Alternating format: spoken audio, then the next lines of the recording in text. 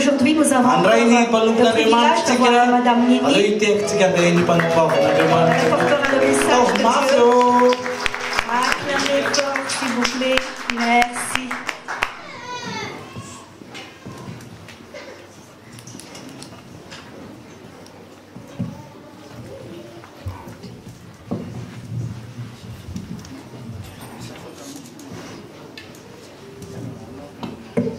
Alléluia. Alléluia. Dia faly mihitsy amo hoe tonga eto amin'ny toerana ity tsika ankalaza hifaly eo anatren'Andriamanitra, hioby eo anatren'Andriamanitra miaraka amin'ny vahoakany. Donc nous sommes heureux d'être ici présents dans ce lieu afin de recevoir la présence de notre Seigneur sur ce lieu. Misy hira nataontsika teo izay milaza hoe Andriamanitra dia manana lalana ho amin'ny fiainantsika dia tena marina tokoa zany. Na inona andalovantsika dia tadio tsara hoe raha mbola ao amin'ny tompo isika dia fiainana sy fiadanana foana ny hitondrany antsika amin'ny farany. Amen. Donc nous avons chanté tout à l'heure que notre Dieu a toujours un chemin pour nous qui mène vers la paix et le bonheur. Ivavakantsika alohan'ny hitoizantsika amin'ny tenin'Andriamanitra izay ho ambarantsika orenesintsika amin'izao fotoana izao. Misotranao izay Andriamanitra izao satria nomenao indray an'ity fotoana ity ahafahanay mandre indray ny sitraponao, ny teninao. Merci Seigneur car tu nous as encore donné cette opportunité d'entendre ta parole. Mangataka anao izay Andriamanitra ianao no anokatra ny fonay tsirairay avy andraisanay avy aminao Andriamanitra rainay izay tianao ambara aminay no aoka ho renesinay eto amin'ity toerana ity. Et nous te demandons aussi Seigneur d'ouvrir les yeux de nos cœurs afin que nous puissions recevoir ce que tu nous as à dire cet après-midi. Fa ny asan'ny maizina kosa izay mpangalatra ny teny dia roana amin'ny anaran'i Jesosy tsy mahazo manan-kery eto amin'ity toerana ity izany misaotra anao izay Tompo amin'ny anaran'i Jesosy. Amen. Et je lis tous les actes sataniques qui volent la parole qui est une bénédiction pour nous. Tamin'ny herintsika nianatra zavatra anankiray. Dia nizara anankitelo le zavatra niresahantsika inona daholo ny voalohany, inona ny voalohany moa? Dimanche dernier, nous avons appris 3 choses importantes sur nous les hommes. Et quelle a été la première partie? Quelle est la plus grande dans notre être humain? C'est l'esprit. Deuxièmement, c'est l'âme. Et le troisièmement, c'est notre corps. Rehefa mbola tsy manana an Jesosy ny olona anankiray, rehefa mbola tsy nampiditra n'Andriamanitra tao am-pony ny olona anankiray dia maninona le fanahy? Alors, si quelqu'un n'a pas encore reçu Jésus comme Seigneur et Sauveur de sa vie, alors où est l'esprit dans ce cas-là? Maninona le fanahy le olona? Où est cet esprit-là? Cet esprit-là est mort. Tsy misy fa ny aminy sy ny corps ihany no mitondra ny fiainana. Il n'y a que son âme et son corps qui le dirigent. Fa rehefa tonga kosa ny antson'Andriamanitra eo aminao dia namaly ny antson'Andriamanitra ianao, nampiditra an Jesosy Kristy eo amin'ny fiainanao dia voalaza ny tenin'Andriamanitra fa Jesosy le nampidirinao io le fiainana. Jesosy le Andriamanitra ny fiainana, manangana ny fahafatesana rehetra tao amin'ny fiainanao izy ny fanahinao voalohany atsangany amin'izany. Donc si nous avons accepté Jésus comme Seigneur et Sauveur, alors le Seigneur qui est ressuscité des morts, il va aussi ressusciter notre esprit. Dia tsy ny fanahintsika ihany fa ny zavatra rehetra hoy izy ny tenin'Andriamanitra hoe izao izy Jesosy tonga mba hanome anareo fiainana sady hanananareo be dia be. Alors, il n'y a pas seulement que l'esprit qu'il va ressusciter, mais c'est toute notre vie dans son ensemble, car il a dit que je suis venu pour vous donner une vie en abondance. Raha tsy nisy fifaliana ianao dia ohatrany maty ny fifalianao. Raha tsy nisy fanantenana ny olona taloha, raha tsy nanana fiadanana antsika taloha, tsy nanana fitsarana, noho ny tonga Jesosy tao anatin'ny fiainantsika, naveriny, napetrany ao anatintsika daholo zany rehetra zany. Donc si nous sommes tristes, si la paix s'éloigne de nous, si nous sommes dans un état d'esprit vraiment abattu, alors quand Jésus vient, habite, règne en vous, il va vous donner le bonheur, la paix, tout ce qui va. Satria rehefa tonga ao amin'ny olon'Andriamanitra dia manana planina ny fiainany amin'izay Andriamanitra. Le planina le voasoratra araka ny tenin'Andriamanitra le ao amin'ny Jeremia 29:11 hoe izao manana hevitra hieverana anao dia hevitra hitondra fiadanana fa tsy loza. Donc quand le Seigneur nous donne cette vie en abondance, cela veut dire que il a aussi un bon projet de vie pour vous, et ce projet-là vous apporte la paix et le bonheur. Tadio zany fa rehefa tamin'ny fotoana izay nampidiranao an Jesosy, nampandrosoanao an Jesosy voalohany teo amin'ny fiainanao dia tonga Jesosy miaraka amin'ny plan divin eo amin'ny fiainanao. Donc, quand Jésus habite en vous, il va venir avec le salut, et pas seulement le salut, mais toute une vie en abondance, en paix. Dia ankoatr'izay, inona koa no mitranga rehefa nanomboka niditra ao am-pon'ny olona anankiray Andriamanitra, le Andriamanitra ny fiadanana sy ny fiainana io. Alors, qu'est-ce qui se passe aussi dans notre cœur lorsque le Seigneur de paix habite en nous? Jerentsika ny Kolosianina toko voalohany andininy 17. Allons voir l'épître pour les Colossiens, chapitre 1, verset 13. Io tenin'Andriamanitra io dia mivaky toy izao amin'ny anaran'i Jesosy hoe manomboka amin'ny andininy 12. Ka misaotra ny ray izay nampahamendrika antsika hanana anjara amin'ny lovan'ny olo-masina eo amin'ny mazava, satria nahafaka antsika tamin'ny fahefany maizina ka namindra antsika ho amin'ny fanjakan'ny zanany malalany izay ananantsika fanavotana dia ny famelana ny eo antsika. Verset 12. Rendez grâce au Père qui nous a rendus capables d'avoir part à l'héritage des saints dans la lumière, qui nous a délivrés de la puissance des ténèbres et nous a transportés dans le royaume du Fils de son amour, en qui nous avons la rédemption par son sang, la rémission des péchés. Taloha tsika tambola tsy nanana an Jesosy tao amin'ny fiainantsika dia tao amin'ny fanjakany maizina isika, fa rehefa nampandroso an Jesosy kosa tsika dia nafindra niala tamin'ny fanjakany maizina ho amin'ny fanjakany mazava dia ny fanjakan'le zanany malalany. Donc avant que nous ayons Jésus-Christ comme Seigneur et Sauveur de notre vie, nous avons vécu dans le royaume des ténèbres. Mais à partir du moment où vous avez accepté le Seigneur, vous allez être transporté du royaume des ténèbres vers le royaume de la lumière. Tao anatin'ny fanandevozana isika taloha fanafindra amin'ny fahafahana. Tao anatin'ny fanamelohana isika taloha fanafindra amin'ny famelan-keloka. Tao anatin'ny herin'ny Satana isika taloha fanafindra ao anatin'le herin'Andriamanitra mahagaga indray. Donc on était esclaves dans le royaume d'esclavage, dans le royaume où il y avait tous les ténèbres, tout ce qui est malédiction. Il nous a enlevés de là pour nous transporter dans le royaume de paix, de joie et de justice.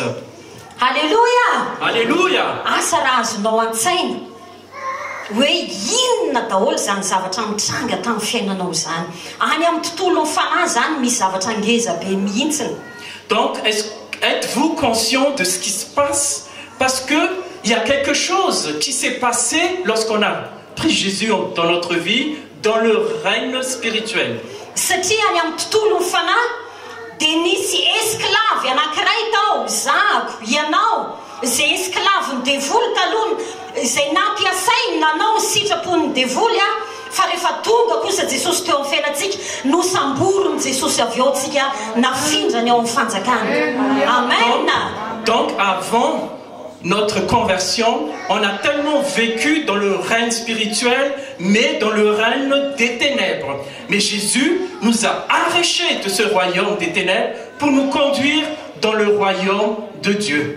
Satria voalaza ny andininy faefatra amby folo eo amin'ny Kolosianina eo hoe izay ananantsika fanavotana amin'ny teny frantsay izy hoe racheté, zany hoe novidiny Jesosy mihitsy tsika avany amin'ilay fanjakany maizina dia novidinitsika dia nafindra ny rehefa azony lasa fananany dia nafindra no anazy any amin'ny fanjakany. Donc, dans le Colossiens que nous avons lu tout à l'heure, verset 14, il est bien stipulé que nous avons reçu la rédemption, c'est-à-dire que Jésus nous a rachetés, il nous a arrachés de ce royaume des ténèbres pour l'emmener dans le royaume de justice.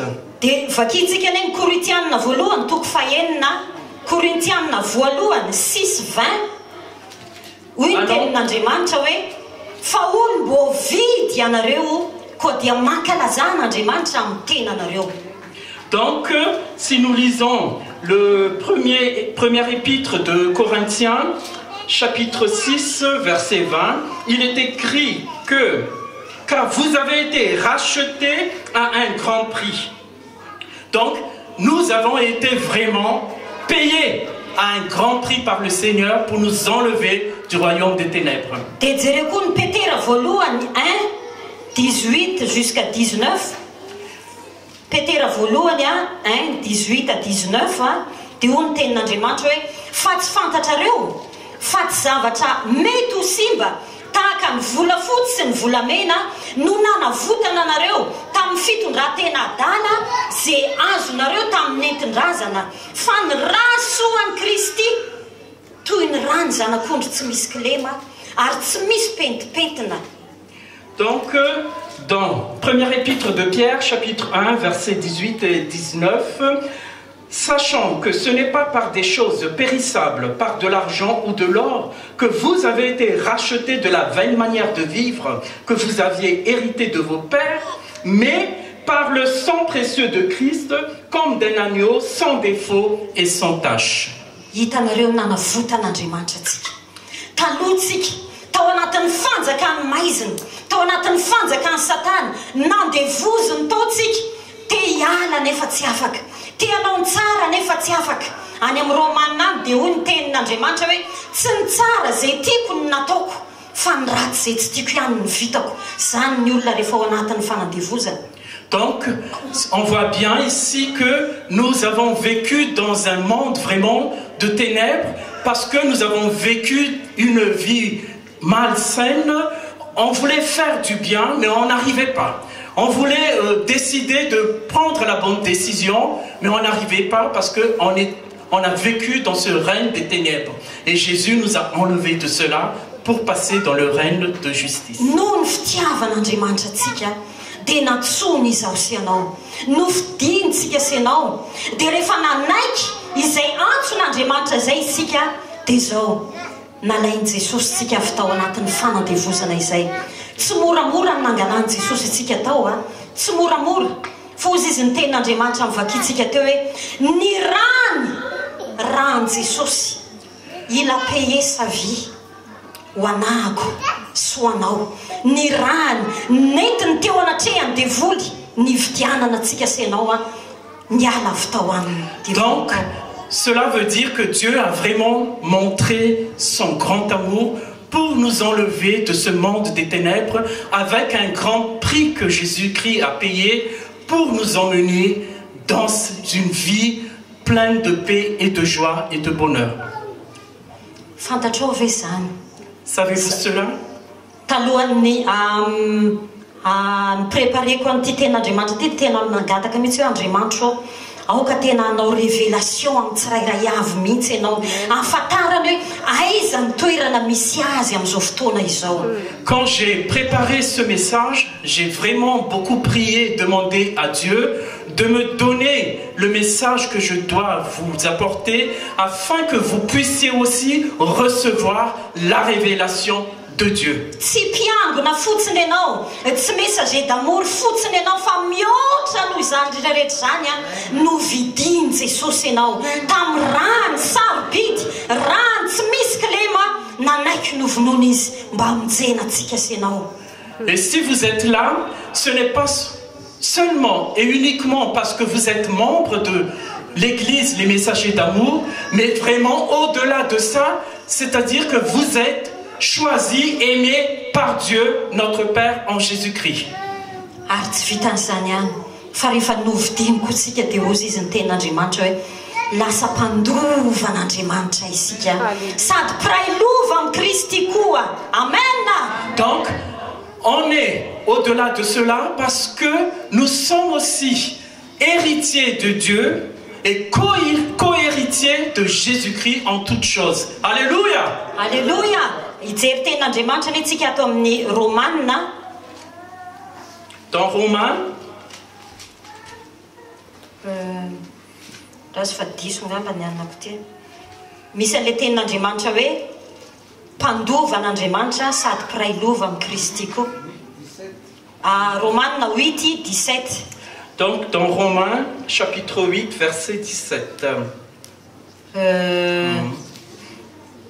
Hoy ny tenin'Andriamanitra hoe ary raha zanaka dia mpandova, eny sady mpandovan'Andriamanitra no mpiray lova amin'ny Kristy koa raha miara-miaritra aminy isika mba hiara-manamboninaitra aminy koa. Or, si nous sommes enfants, nous sommes aussi héritiers de Dieu et co-héritiers de Christ, si toutefois nous souffrons avec lui afin d'être glorifiés avec lui. Natsangan'Andriamanitra ho zanany zao sy ianao. Natsangan'Andriamanitra ho zanany tsika mitovy klasy amin'ny Jesosy Kristy zanany. Amen.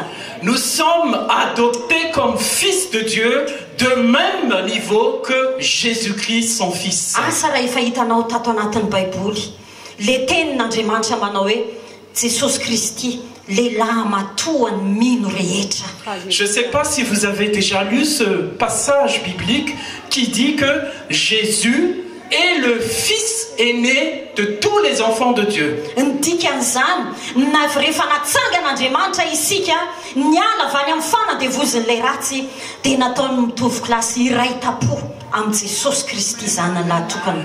Donc, s'il nous a rachetés, il nous a donné sa vie et que nous sommes devenus enfants de Dieu, nous sommes frères et sœurs de Jésus et non pas cousins, cousines de Jésus. Ny olona rehefa natsangana dia manana ny privilège les familles rehetra ananany daholo. Ceux qui sont rachetés par Jésus, c'est-à-dire adoptés par Dieu, nous recevons tout ce qui est en Jésus-Christ.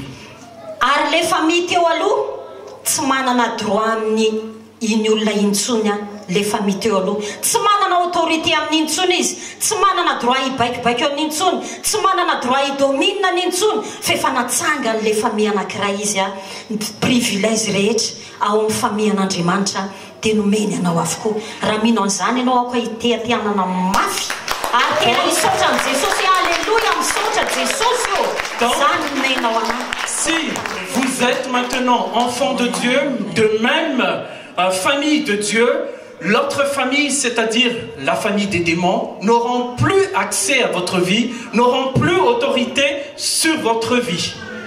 Alléluia. Alléluia. Ohatrany hoe te hijanona sady aho hoe aoko hotsakotsakottsika izany zavatra izany. Fantatsika ve ny alaliny izany zavatra izany? Fantatsika fa tena lalina be zany. Misy fiantraikany ngeza be zany amin'ny tontolo ara-panahy. Fa devoly dia miezaka hanajamba masom-panahintsika foana. Hiteny amintsika hoe ianao kristianina normal, kristianina tsotra be ianao, kristianina ordinaire ianao, tsy fantatrao fa ny toerana nametrahan'Andriamanitra anao tsy izany mihitsy ianao. J'aimerais m'arrêter là-dessus pour que vous puissiez vraiment digérer ce qu'on vient de vous révéler. Parce que c'est très très profond, parce qu'il y a un grand impact sur votre vie, cette révélation que je viens de vous annoncer. Kely fotsiny anoizako azy hoe misy ao anatin'ny privilège sy ao anatin'ny famille an'Andriamanitra izany anisan'izany ny fanamasina. tsy nanana ny olona tany amin'ny testameta taloha zany zany fanamasina miaraka foana amin'ny olona vovonjy ankehitriny zany tsy nanana ny olona tany amin'ny testameta taloha zany. Donc je vais quand même vous dire quelque chose, c'est que ce privilège que nous avons reçu maintenant, un des privilèges que nous avons reçus, c'est le Saint-Esprit. Parce que les hommes de Dieu dans l'Ancien Testament n'ont pas eu ce privilège, c'est-à-dire le Saint-Esprit, que nous l'avons actuellement. Satria hoy ny Romanina 8:11 eo ambony kely nijerentsika teo hoe le fanahy ao anatintsika io a dia le fanahy nananganana an Jesosy Kristy tamin'ny maty.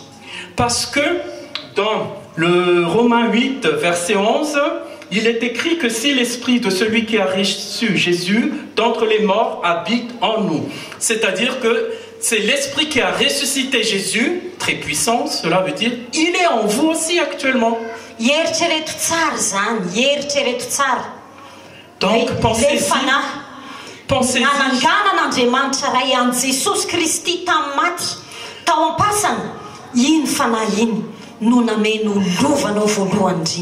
Donc pensez bien-y que l'esprit qui a ressuscité Jésus-Christ, il est en vous, dans votre vie actuellement. Ino le voalazan'ny tenin'Andriamanitra hoe ino no nanasiana tombo-kasehana antsika, nanasiana tombo-kasehantsika ho amin'ny andro fanavotana. Ho avy Jesosy izay olona manana n'io fanahiny io no hiakatra hiaraka anjaka aminy mandrakizay. Donc cela veut dire que l'Esprit Saint qui est en nous, c'est le témoignage du cachet que Dieu a fait que lorsque Jésus-Christ reviendra bientôt, nous serons aussi avec le Seigneur parce que nous avons ce cachet qui est le Saint-Esprit. Andriamanitra mipetraka ao anatinao io, miaraka any an-dalana ianao, any an-tsena ianao, any am-pianarana ianao, any am-piasana ianao, le fanahy nananganana an Jesosy Kristy tamin'ny maty, io le miaraka aminao foana isan'andro iny. Amen. Donc le Saint-Esprit qui habite en vous, où que vous soyez dans un magasin, que vous serez dans un métro ou à l'école, il est là en vous tous les jours, 24 heures sur 24. Dia hoy le tenin'Andriamanitra amin'izay farany Hébreux 12:28 hoe koa satria mandray fanjakana tsy azo ampiororona isika dia aoka isika anana fahasoavana hoentsika manao izay fanompona sitrak'Andriamanitra amin'ny fanajana sy ny fahatahorana. Amen. Hébreux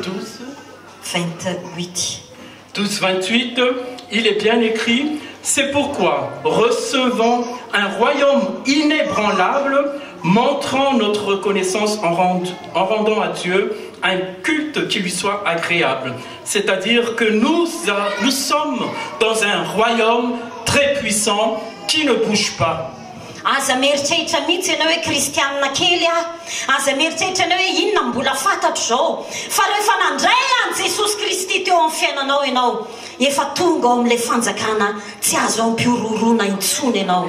Donc ne pensez pas que vous venez d'être né de nouveau, vous venez d'accepter le Seigneur comme son fils et que vous êtes tout petit, non pas du tout, parce que vous avez le Saint-Esprit, vous vivez dans un royaume qui est vraiment inébranlable. Dia hoy le tenin'Andriamanitra hoe fanahy mahery ny ao anatinao, fanahy mahery ny ao anatinao, fanahy tsy mahatonga anao mihitsy tahaka ny olona rehetra zany, fa fanahy afaka manangana anao olona extraordinaire zany. Donc vous avez en vous l'esprit très puissant de Dieu qui a ressuscité Jésus, donc vous allez aussi vivre dans un royaume très puissant de Dieu. Aza mety aza mba indevolo masom-pananao, aza miditra ao amin'ny fanjakana mampatahotra ianao mitondra tahotra sy orooro, fa midira amin'ny fanjakana izay mitondra tsy azo ampiororona mihitsy, mitondra fahasoavana, mitondra fandresena mandrakariva eo amin'ny fiainantsika.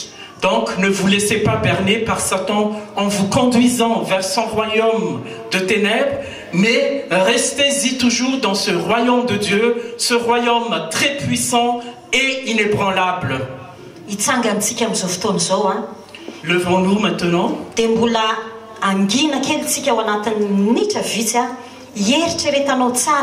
Zay zavatra nambara taminao, nambara ny tenin'Andriamanitra hoe inona no mitsanga aminao amin'izao fotoana izao anatinao ao. Mivavaka ahako a mba tsy ho takomany Satana zany, mba tsy hoe sorony Satana ao anatinao zany teny zany, fa maka tsara ao anatinao, hitondra voa ao anatinao, ahatonga anao hitsangana ho lehilahy mahery sy ho vehivavy mahery n'Andriamanitra ianao. Donc levons-nous, restons silencieux quelques minutes pour méditer ce qu'on vient de vous dire, afin que vous viviez vraiment dans le royaume de Dieu très puissant. Soyons silencieux.